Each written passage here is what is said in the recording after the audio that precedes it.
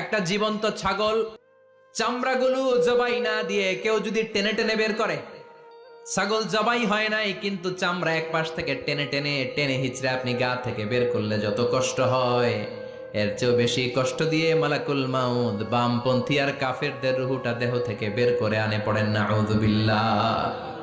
মৃত্যু তোমাদেরকে সাক্ষাৎ করবে, মৃত্যু তোমাদেরকে খুঁজে বের করবে, যদিও সুদূর আকাশ পানে।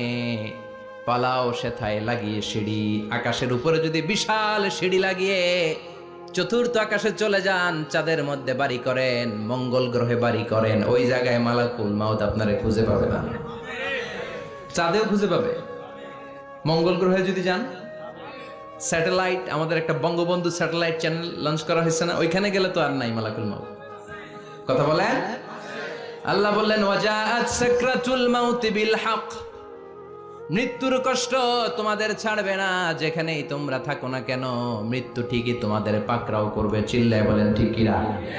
আবার মৃত্যুর একটা নির্ধারিত সময় আছে, ওই সময় যখন আসে 1 সেকেন্ড আগেও আসে না, পরেও আসে না। কার কথা? লিকুল্লি উম্মাতিন আজালুন ফাইযা জাআ আজালুহা লা ইস্তাখিরুনা সাআতাও ওয়ালা ইস্তাকদিমুন। মৃত্যুর জন্য একটা নির্ধারিত টাইম আছে, টাইমটারে বেঁধে দিয়েছে কে? ওই টাইমটা যখন চলে আসে 1 সেকেন্ড আগেও আসে না, 1 সেকেন্ড পরেও আসে না, অন টাইম আসে। কিভাবে আসে? On time. কথা বলেন, সবাই বলেন অন টাইম। আরো জোরে বলেন। Death will come on time, death never late. মৃত্যু যখন আসে অন টাইমে আসে, নির্ধারিত একটা সময় আসে, ওই সময়ের আগেও আসে না, পরেও আসে না। 1 সেকেন্ড আগেও আসবে না, পরেও আসবে না। মনে করেন আপনাকে রব্বুল আলামিন 60 বছরের হায়াত দিয়েছে, আপনার বয়স এখন 50 বছর, আরো বাকি কয় বছর? এখন গোটা বিশ্বের সবাই মিলে যদি আপনারে মারতে চায়, কিছু করতে পারবে নাকি? কথা বলেন। আবার রব্বুল আলামিন আজ রাত 12টায় আপনার হায়াত কেড়ে নেবে। মালাকুল মাউত এসে রুহু কবজ করবে। দুনিয়াতে আর থাকার কোনো পারমিশন আপনার নাই, থাকার কোনো সুযোগ নাই। গোটা বিশ্বের সবাই মিলে যদি আপনারে রাখতে চায়, রাখতে পারবে নাকি? কথা বলেন। চলে যেতে হবে। এই পৃথিবীতে আসার একটা সিস্টেম থাকে, যাওয়ার কোনো সিস্টেম নাই। ঠিক কি না? আসার সময় আগে আসছে আমার দাদা, তারপর আমার বাবা, তারপরে আমি, তারপরে আমার ছেলে, তারপরে আমার নাতি, তারপরে তার ছেলে। ঠিক কি না? তার মানে আসার একটা সিরিয়াল আছে, যাওয়ার কোনো সিরিয়াল আছে নাকি? কথা কন। নাকি সিস্টেম দাদা আগে আসছে, দাদাই আগে যাবে, নাতি যেতে পারবে না? কথা বলেন। দাদার আগে নাতি মরে, এরকম আছে না নাই? মায়ের আগে মেয়ে যায়, আছে না নাই? মুরব্বী বাজানেরা বেঁচে থাকে, আমাদের মতো যুবক গুলো অ্যাক্সিডেন্টে মারা যায়, আছে না নাই? আবার অসুস্থরা বেঁচে থাকে, সুস্থরা মরে যায়, আছে না নাই? হাসপাতালে রোগীগুলো বেঁচে থাকে, ডাক্তার মরে যায়, আছে না নাই? উখিয়াতে তো ডাক্তার মরে না, দিকেও ডাক্তার মরে। ওনারা না বাঁচায় মানুষরে?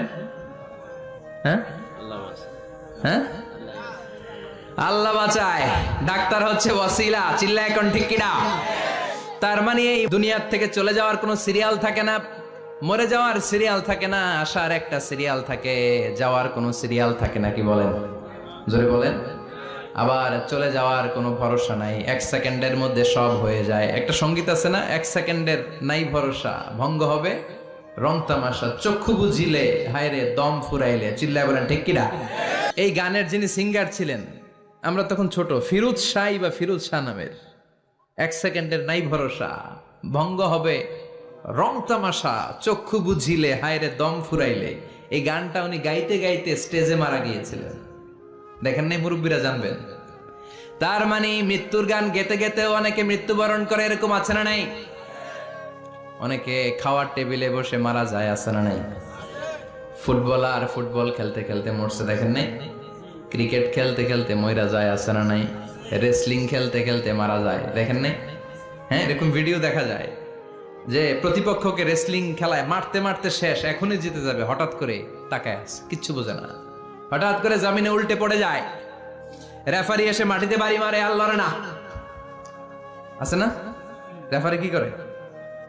মাটিতে বাড়ি মারে, এতক্ষণ সে জিতে যায়, এখন আর নড়েই না। তাকাতে তাকাতে দুনিয়া থেকে নাই। অনেক টেলিভিশনের নিউজ রিপোর্টার রিপোর্ট করতে করতে নাই, দম ফুরাইলে ঠুস শেষ হয়ে যায়। অনেকে অ্যাক্সিডেন্টে মরে, সড়ক দুর্ঘটনায়, অনেকে বিমান দুর্ঘটনায় মরে, আকাশে মরে না। অনেকে পানিতে ডুবে মরে, অনেকে আগুনে পুড়ে মরে, অনেকে ক্রস ফায়ারে মরে, আছে না নাই? আবার অনেকে রাত্রিবেলা বিছানায় ঘুমোতে যায়, সকালে আর ওঠে না। কত ধরনের মরণ! আল্লাহ তুমি আমাদেরকে ভালো মরণ দিও, ইমানি মরণ দিও। ইমানের পথে অবিচল থেকে আমার মরণ যেন হয়। ইমানের পথে অবিচল থেকে আমার মরণ যেন হয়। তোমারই কাছে মিনতি আমার, তোমারই কাছে মিনতি আমার, মহামহিম দয়াময়।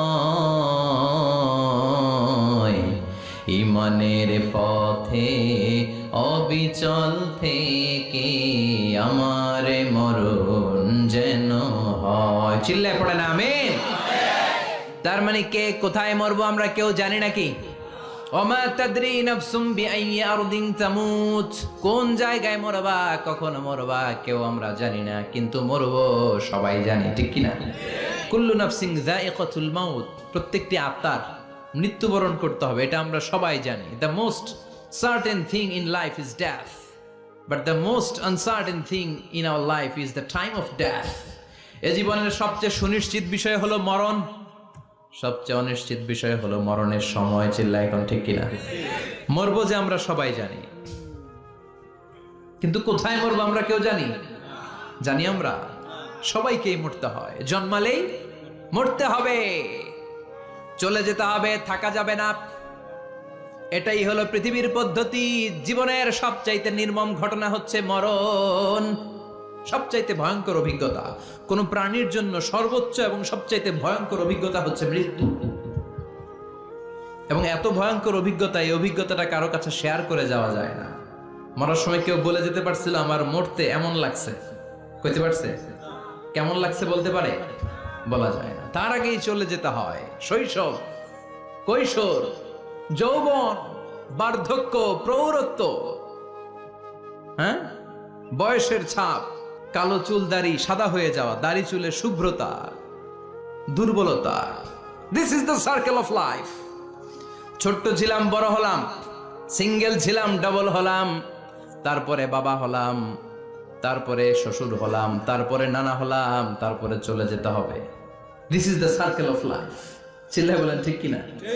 এই যে মুরব্বীরা, দাড়ি পাকা মুরব্বী যারা আছে, আপনারা কি মনে করছেন মায়ের পেট থেকে এরকম মুরব্বী হয়ে বেরিয়েছিল? কিরকম বের হয়েছিল? তারাও ওয়া ওয়া করেছে, এরাও ফিডার খাইতো। এই চাচারা খায় নাই? এরাও ফিডার খেত, এরাও মায়ের বুকের দুধ খেত, এরাও ছোট্ট বাচ্চাদের মতো গরমকালে পানির মধ্যে ডুবাইতো। স্কুল ফাঁকি দিয়ে বাচ্চারা ডুবায়, আছে না নাই? উখিয়াতে এরকম নাই? ছোট্ট বাচ্চা ছিল, বড় হলো, বার্ধক্যে উপনীত হলো। This is the circle of life. চলে যেতে হবে। বিশ্বনবী বললেন আমার উম্মতি মা বাইনা সিত্তিনা ইলা সাবঈন, আমার উম্মতের গড় বয়স হলো 60 থেকে 70। এই উম্মতের গড় বয়স কত?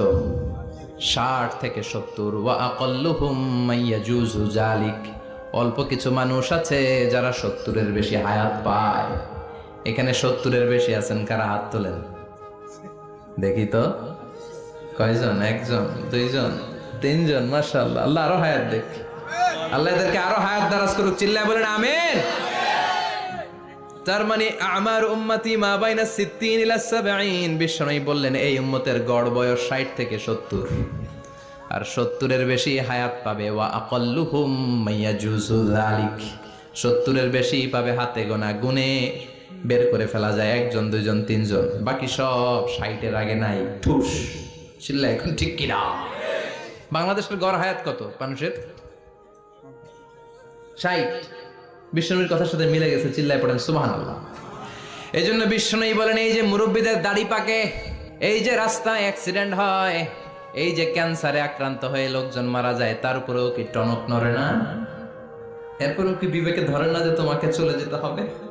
আকসিরু যিকরা হাযিমিল লাযযাত, জীবনের সব স্বাদকে পানসা করে দেয় ওই মরণকে স্মরণ করো। মরণকে স্মরণ করলে জাহান্নাম বরণ করা লাগে না। চিল্লায় বলেন ঠিক কিনা? আবার আল্লাহ বললেন, গোলাম, স্পেশাল একজন ফেরেশতা আমি মরণের জন্য সিলেক্ট করলাম, নাম মালাকুল মাউত। তাকে আমরা আজরাইল বলেছিনি। এই মালাকুল মাউত তার বাহিনী নিয়ে নির্ধারিত টাইমে গোটা বিশ্বের সব মানুষের রূহ কবজ করে। অন টাইম নাকি দেরি করে? মালাকুল মাউত আগেও আসে না, পরেও আসে না। সুবহানাল্লাহ পড়েন। সাইয়েদনা সুলাইমান আলাইহিস সালামের জামানাতে ওনার এক ওয়াজির ছিল, মন্ত্রী। ওই মন্ত্রীকে নিয়ে উনি বৈঠক করতেন। ওনার সময় উনি মালাকুল মাউতের সাথে বৈঠক করতেন। শুনতেছেন? আপনাদের মনোযোগ আছে তো? উনি বৈঠকে বসেছেন, মালাকুল মাউতও বসা, ওয়াজিরও বসা। হঠাৎ মালাকুল মাউত ওয়াজিরের দিকে বড় বড় চোখ করে তাকাচ্ছেন। বড় বড় চোখ করে তাকানোতে ওয়াজির ভয় পেয়েছে। হঠাৎ মালাকুল মাউত চলে গেল। ওয়াজির বলে, ও সুলাইমান আলাইহিস সালাম, এই যে লোকটা বড় বড় চোখ করে আমার দিকে তাকালো, এটা কে? সাইয়েদনা সুলাইমান বলে, হাদা মালাকুল মাউত। যে বর্ণনাটা বলছি এটা হাদিস না, এটা হচ্ছে ইসরাইলিয়া, জিউস ট্র্যাডিশন। কোরআন হাদিসের সাথে কোনো দ্বন্দ্ব নাই, তাই বর্ণনা করা যাবে। বিষ্ণু বলেছেন, বাল্লিগু আন্নি ওয়ালাউ আয়া। আবার বলেছেন, ওয়া হাদ্দিসু আন বনি ইসরাঈল ওয়ালা হারাজ। বনি ইসরাইলের ট্র্যাডিশন বর্ণনা করো, জিউস ট্র্যাডিশন বর্ণনা করো, এতে কোনো সমস্যা নাই। ওয়াজির বলে, ও সাইয়েদনা সুলাইমান, বড় বড় চোখ করে যে তাকালো লোকটাকে? সাইয়েদনা সুলাইমান বলে, হাদা মালাকুল মাউত, এটা মৃত্যুর ফেরেশতা। ওয়াজিরের কলিজায় পানি নাই। এটা কি ফেরেশতা? শুনে তো পিলে চমকে গিয়েছে। কয় কি? মালাকুল মাউত তো আমার চিনে ফেলাইছে, বাড়ি চিনে ফেলছে, আমার খবর আছে।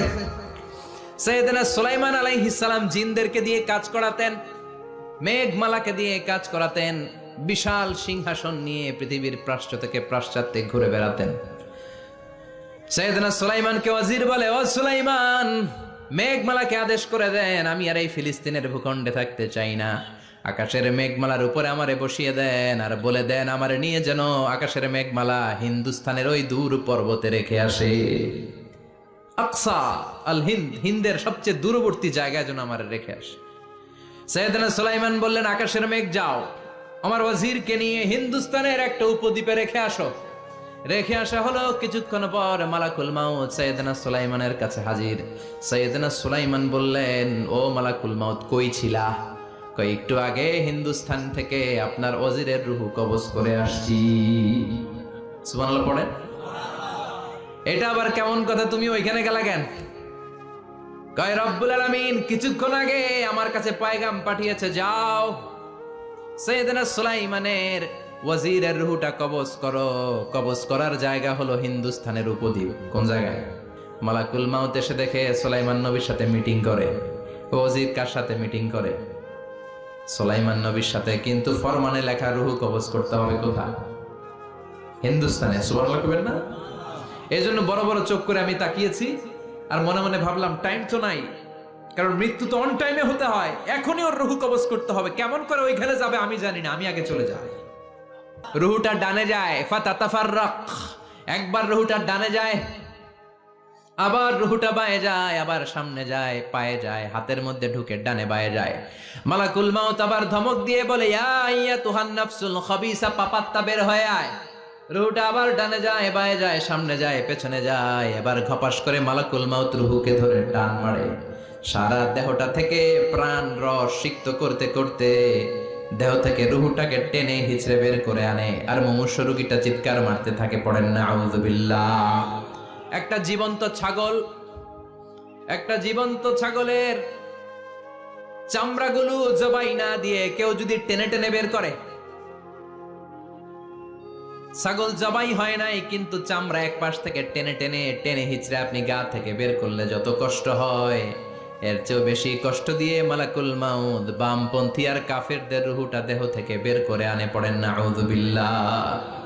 আমাদের রুহুটা যেন আল্লাহ, মুমিনদের রুহু আপনি যেভাবে কবজ করান, ওইভাবে যেন আমাদের রুহুটা বের হয়ে আসে। আরো জোরে পড়েন আমিন।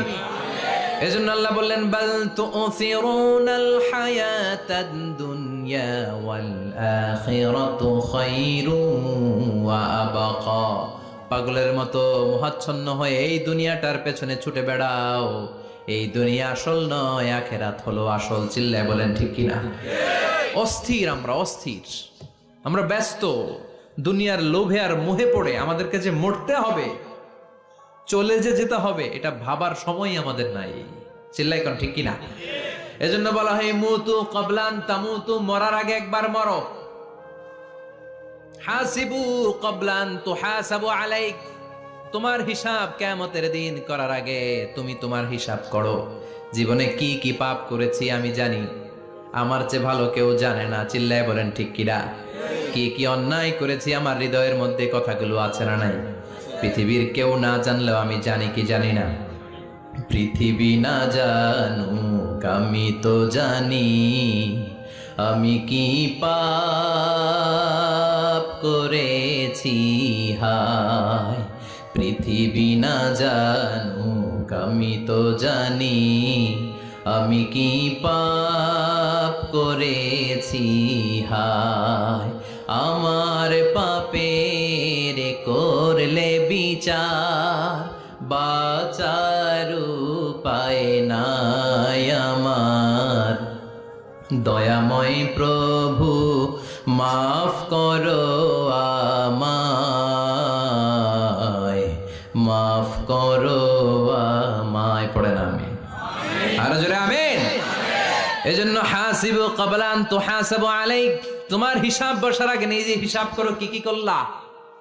আসল মরণের দিন শটান হয়ে তো শুয়ে পড়ো ভাই, মরার আগে আরেকবার মরো। মরার আগে আরেকবার কি করবেন? কথা বলেন। মরার আগে কি করতে হবে? হঠাৎ একদিন বিছানায় শটান হয়ে শুয়ে যান, চক্ষুটা বন্ধ করেন, ভাবেন মরে গিয়েছেন। এই তোমার কুলমাউত চলে এসে রুহুটা নিয়ে গেল। আত্মীয় স্বজন চিৎকার চেঁচামেচি শুরু করে দিল, কান্নার রোল পড়ে গেল চারদিকে। মাইকের মধ্য দিয়ে, মসজিদের মাইকে অ্যানাউন্স হয়, অমুক এলাকার নিবাসী অমুক ভাই আমাদের মধ্যে দুনিয়ায় নাই, তার জানাজা হবে এশার নামাজের পর। সবাই এসে রুহের মাগফিরাত করেন। সবাই আপনারে দেখতে আসবে, কেঁদে কেঁদে লোকজন আপনারে কবর দিতে আসবে। চিল্লায় বলেন ঠিক কিনা? কেঁদে কেঁদে সবাই আসবে, দেখার জন্য আসবে। ছেলেগুলো কাঁদবে, স্ত্রী কাঁদবে, বাবা মা কাঁদবে, বন্ধু বান্ধব কাঁদবে, আর ঘরের মধ্যে রাখা হবে না। এবার আপনাকে গোসল দেওয়ার পালা। চক্ষু বন্ধ করে চিন্তার দরকার আছে না নাই? কথা বলেন। হঠাৎ করে, হঠাৎ করে শুনবি একদিন আমার মৃত্যুর খবর। কেঁদে কেঁদে আসবে সবাই দিতে আমায় কবর, দিতে আমায় কবর। ঠিক কি না? একটু চোখটা বন্ধ করে ভাবেন, আপনাকে গোসল দেয়া হবে, জামাগুলো খোলা হবে। এত টাকা দিয়ে যে দামি গোসলখানা টাইলস লাগিয়ে ঘরে বানালেন, আপনার শেষ গোসলটা কি ওই দামি গোসলখানায় হবে? লাশ যেখানে ধোয়া হয় ওই জায়গায় ধোয়া হবে। আপনাকে কাফন পরানো হবে। আপনার কলিজার টুকরা ছোট বাচ্চাটারে বলা হবে, আব্বু দেখে যাও তোমার বাবারে শেষবারের মতো দেখো। আপনার বাবা মা শেষবারের মতো একটা নজর দিয়ে আপনার চেহারাটা দেখে নিবে। বন্ধু বান্ধবরা শেষবারের মতো একবার আপনারে দেখে নিবে। জানাজার জায়গায় নেওয়া হবে। হবে না এই ঘটনাটা আমাদের? হ্যাঁ, হবে কি না? হাজার হাজার মানুষ শেষ বিদায় দেওয়ার জন্য আসবে। চারটা তাকবীর দিয়ে ইমাম নামাজ শুরু করবে। আল্লাহু আকবার, আল্লাহু আকবার, আল্লাহু আকবার, আল্লাহু আকবার বলে নামাজ শুরু করবে। নামাজ শেষ, এবার পালকিতে করে কবরে যাওয়ার পালা। যেতেই হবে, যেতেই হবে। পালকিতে করে লোকজন নিতে শুরু করবে। কবরস্থানের ওই জায়গায় যেখানে মানুষ বছরে মানুষ না মরলে যায় না, ওই গহীন নিঝুম কবরস্থানে ঢুকানো হবে। পালঙ্ক থেকে নামিয়ে আপনার জন্য করে রাখা আগ থেকে কবরটার মধ্যে শুইয়ে দেয়া হবে। উপরে বাঁশ দিয়ে ছাউনি, শেষবারের মতো সবাই দেখে বাঁশের ছাউনির উপরে মাটি চাপা দিবে, ঠিক কিনা? চলে যাবে সবাই, কেউ নাই, অন্ধকার, শুধু অন্ধকার। এই অন্ধকার যেন শেষ হতে চায় না। এই ঘটনা ঘটবে না আমাদের? কথা বলেন, ঘটবে কিনা? এজন্য মরার আগে এগুলো চিন্তার দরকার আছে না নাই? মরার আগে আরেকবার মরার দরকার আছে না নাই? এজন্য রব্বুল আলামিন বলেন, বাল তুসিরুনাল হায়াতাদ দুনিয়া ওয়াল আখিরাতু খায়রুন ওয়া আবকা। এই দুনিয়ার জীবনটাকে তোমরা আসল জীবন মনে করো, এটা আসল জীবন নয়। আসল জীবন হলো কবরের জীবন। চিল্লায় বলেন ঠিক কিনা? আল্লাহ তোমার এই দুনিয়া, আল্লাহ তোমার এই দুনিয়ায় কেউ আসে কেউ চলে যায়, তবু তোমার ভয়ে কারো কাঁদে না হৃদয়। এই দুনিয়াতে আমার বদলে গেল মন, চারিদিকে দেখি শুধু সুখেরই স্বপন। ভাবলো না মন আল্লাহ ছাড়া,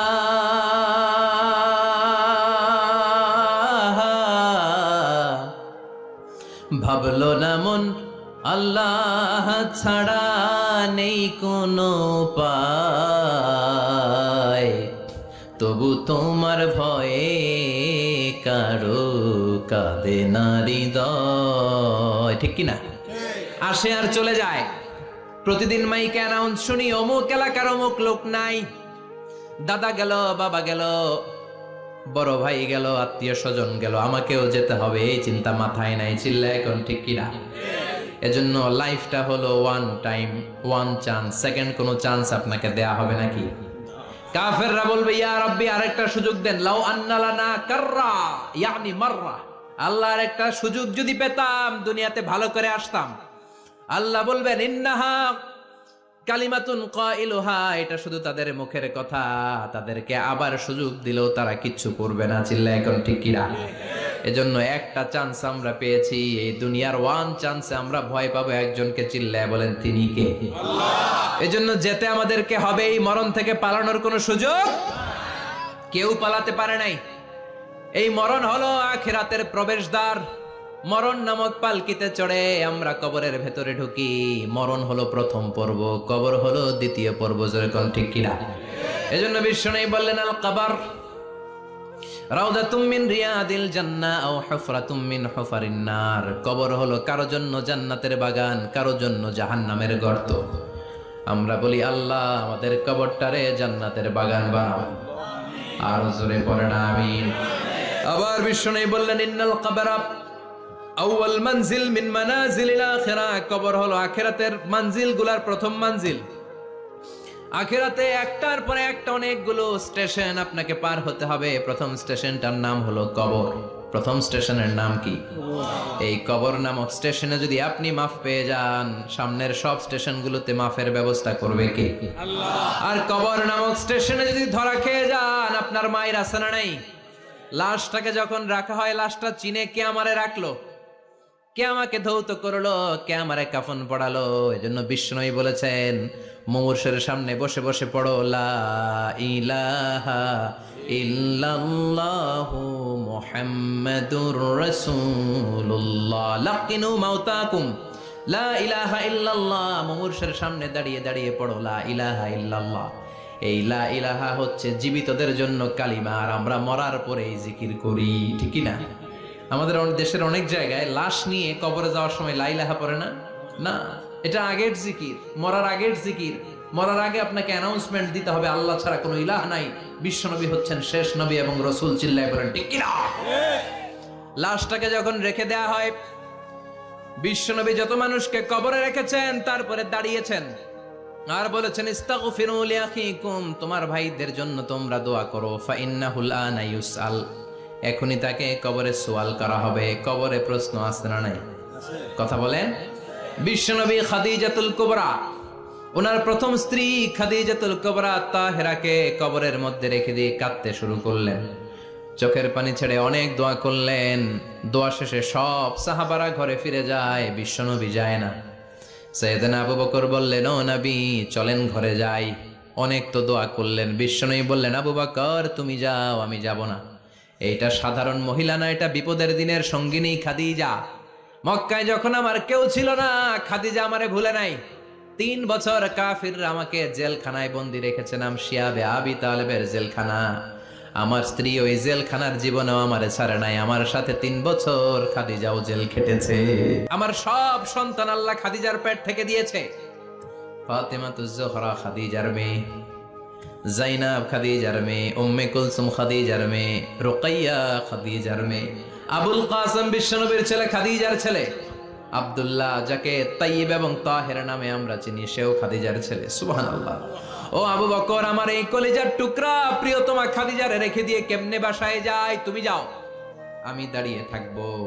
এখনই মুনকার নাকির এসে খাদিজারে প্রশ্ন করবে, আমি দেখবো খাদিজা উত্তর দিতে পারে কিনা। আর প্রশ্নের উত্তর যদি ভুল করে ফেলে, কবরের উপর থেকে আমি নিজে প্রশ্নের উত্তর দিয়ে দেব। এজন্য কবরের আযাব থেকে বিশ্বনবী পানাহ চেয়েছেন। বিশ্বনবী বলেছেন, আল্লাহুম্মা ইন্না নাউযু বিকা মিন আযাবিল কবর। ও আল্লাহ, কবরের আযাব থেকে তুমি আমাদেরকে বাঁচাও। পড়ে না আমিন।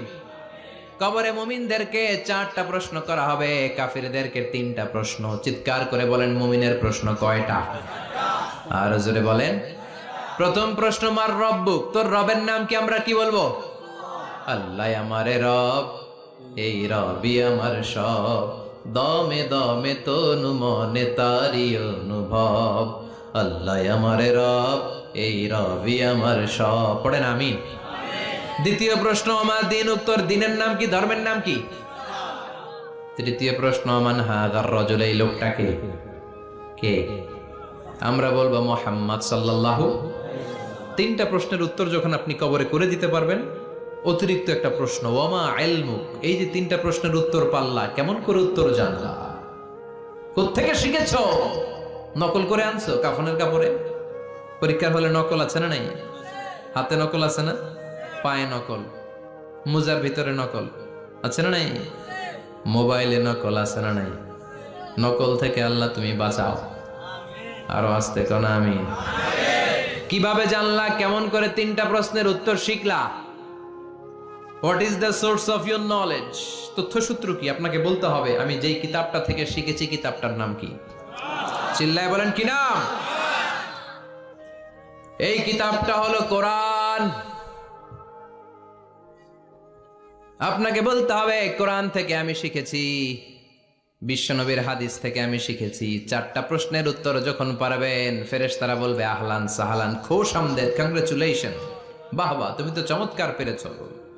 ফায়ুফসাহু লাহু কবরুহু ৭০ যিরাআন, মুমিন বান্দার কবরটা ৭০ হাত লম্বা করে দেয়া হবে। ইফতাহু লাহু বাবুন ইলাল জান্নাহ, জান্নাতের দিকে তার কবর থেকে একটা দরজা বানিয়ে দেয়া হবে। জান্নাতের সুঘ্রাণ ঠান্ডা বাতাস এসে তার কবরের ভিতরে ঢুকতে শুরু করবে। ইউলবাসু লিবাস মিন আহলিল জান্নাহ, জান্নাতীদের পোশাক তার গায়ের মধ্যে পরিয়ে দেয়া হবে। আল্লাহু আকবার। আর বলা হবে, নাম কানাউমিল আরুস, বাসর রাতে বর যেমনি কনেকে নিয়ে ঘুমিয়ে যায়, তুমিও একটা ঘুম দাও। আলহামদুলিল্লাহ পড়ে মুমিন বান্দা আনন্দের একটা ঘুম দিবে। ইসরাফিলের সিংগার আওয়াজ ছাড়া পৃথিবীর কোনো কিছুই তার আগে ঘুম ভাঙতে পারবে না। আল্লাহ আমরাও যেন সেদিন কবর একটা মজার ঘুম দিতে পারি, তুমি তৌফিক দাও।